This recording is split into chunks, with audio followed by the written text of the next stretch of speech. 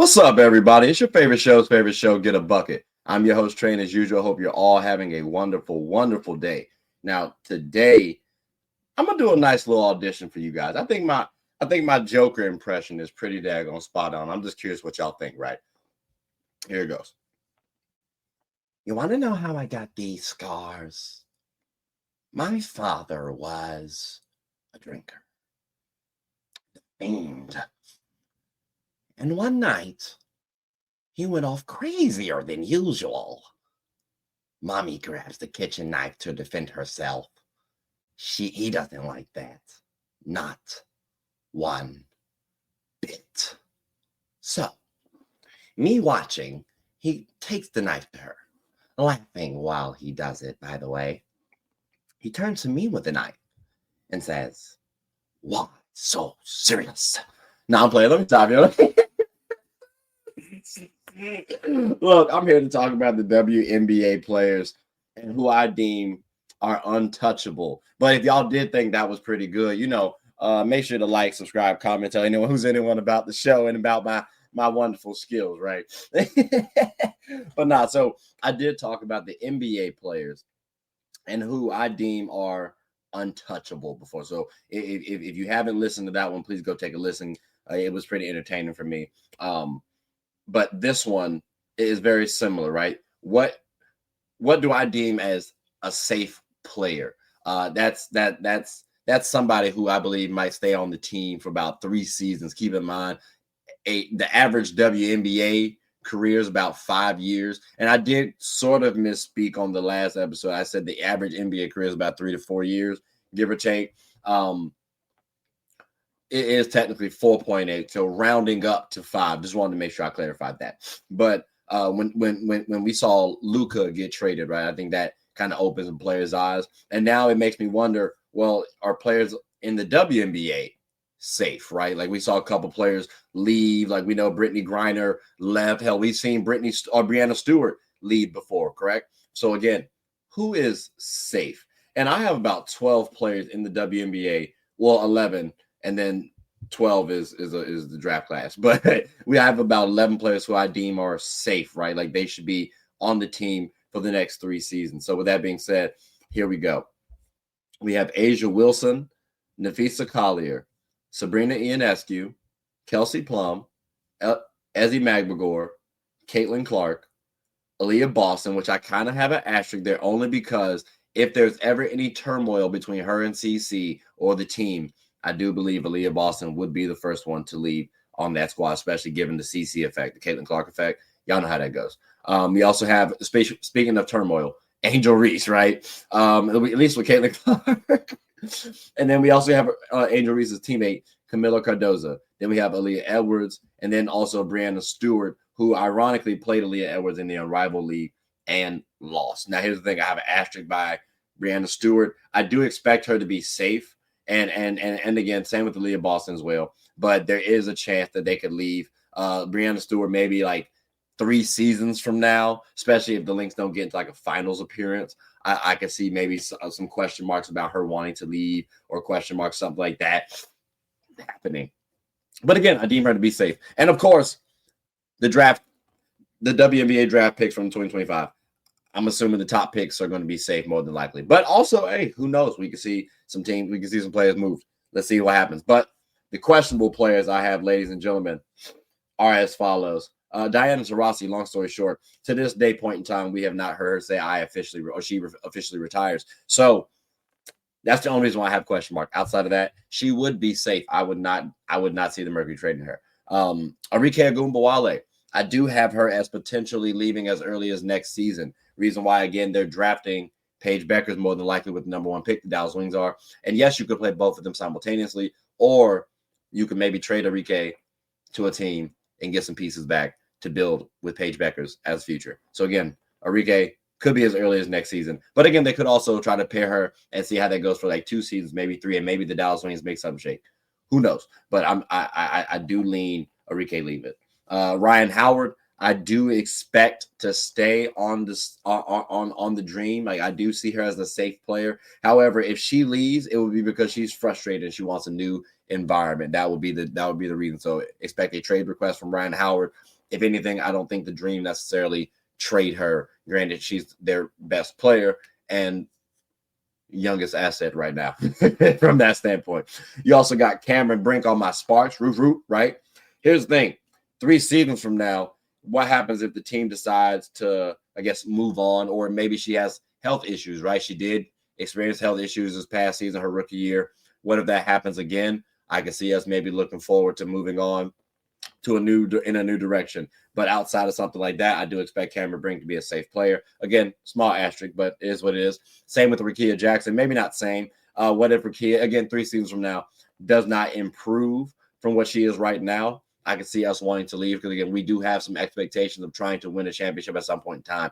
And she's a good player. We do expect her to evolve along with all our players. And if we're not getting that, I do expect the Sparks to potentially look to move on from her. Ariel Atkins, right? Recently traded to the Sky.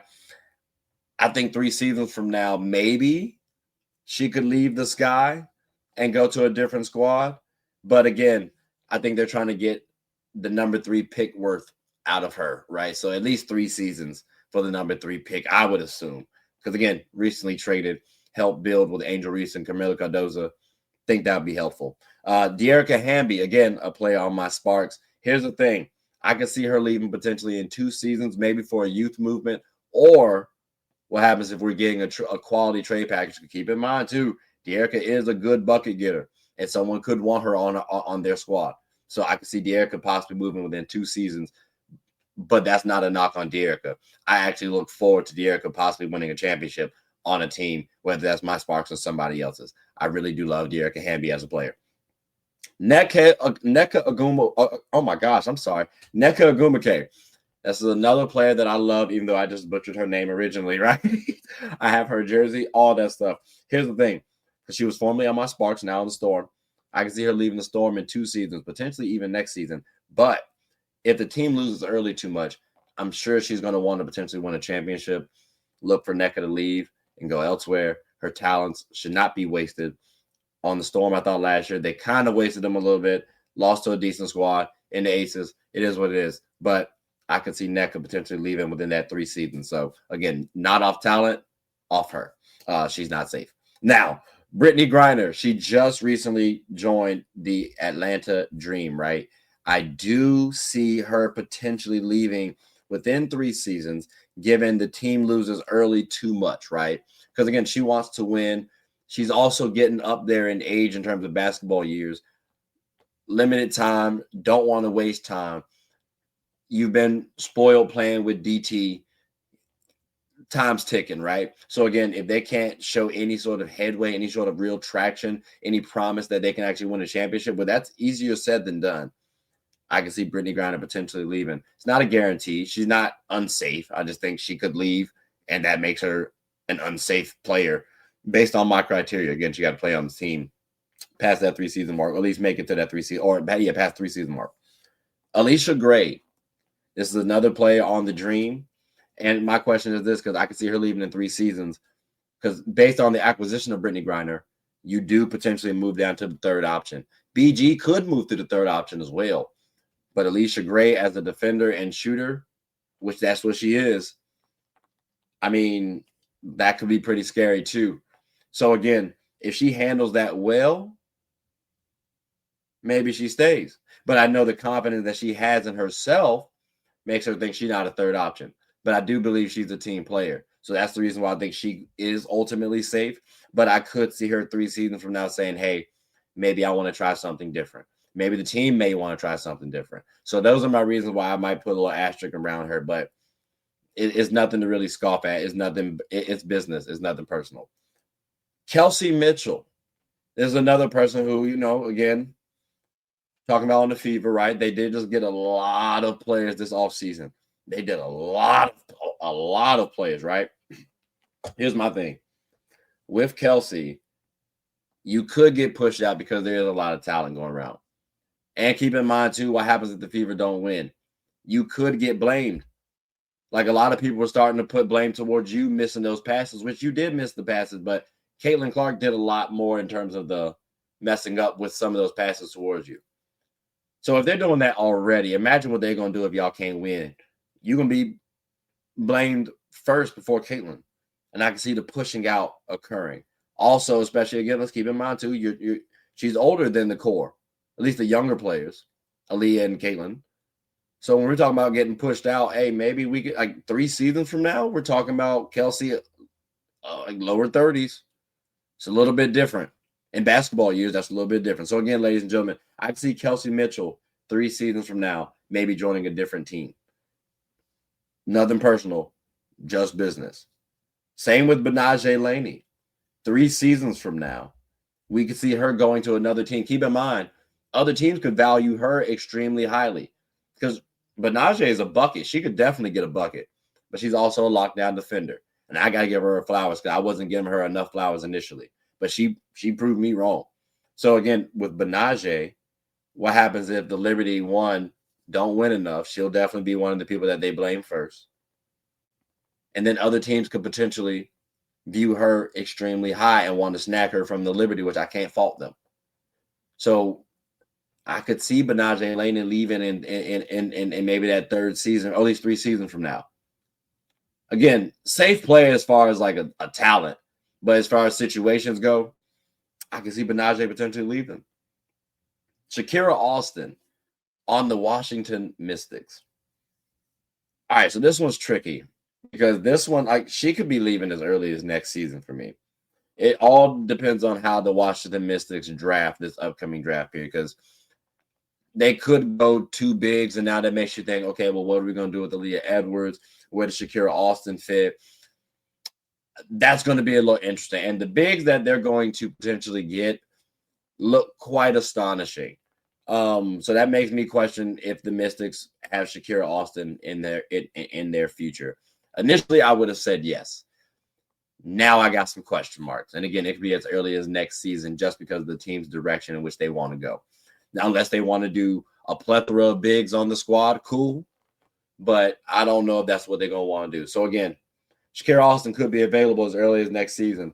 And that's something I'm going to be paying attention to. Because I actually do like Shakira. I really, truly do. Not the dancer, the hooper. The dancer cool too, though. And finally, Jackie Young. I could see Jackie Young potentially leaving the Aces as early as 2 seasons from now, which is kind of weird to say. But if the Aces don't win, keep in mind, they just lost Kelsey Plum, right? I think a lot of people believe that they would have kept Kelsey over Chelsea and Jackie, and that just got proved wrong. I do believe they would keep Chelsea Gray before they keep Jackie Young. And because of that, I do believe Jackie Young would be on the hot seat first. They just acquired Jewel Lloyd. Normally you say first man in, last man out, or first woman in, last woman out, or last woman in, first man out, or last woman out. Last woman in, first woman out. I'm sorry. Oh my gosh, I can't. That was terrible. I hear that. But I do believe Jewel Lloyd is viewed a little higher in terms of WNBA status. So because of that, I expect Jewel Lloyd to have a chip on her shoulder, play well. You expect the same thing from Jackie too, but because of Jackie's role, I think Jackie might be the first person that's offloaded. So as such, if there is any overhaul, if there is any shifting, any shaking in the Aces, right, organization, I would expect Jackie Young in the next 2 seasons. But I would hope she's safe because, again, Jackie Young is a good player. I have said it before. She is all WNBA caliber. This Aces team is scary when she's playing at her best. So, again, it's nothing personal. It's purely business. But, ladies and gentlemen, boys and girls, those are all the women that I have who I deem are safe and who I have question marks around. And if I didn't list anybody, I might have genuinely missed her, and I apologize. Or I genuinely believe that they can be shuffled around as early as next season. So again, ladies and gentlemen, y'all heard the names. I would greatly appreciate if y'all let me know your thoughts. So please like, subscribe, comment, tell anyone who's anyone, 1, about the WNBA, 2, let's go ahead and throw in the Unrivaled League while we at it, and 3, about my show. My name is Trey. I'm the host of Get a Bucket. Hope you all are having a good one. Take care.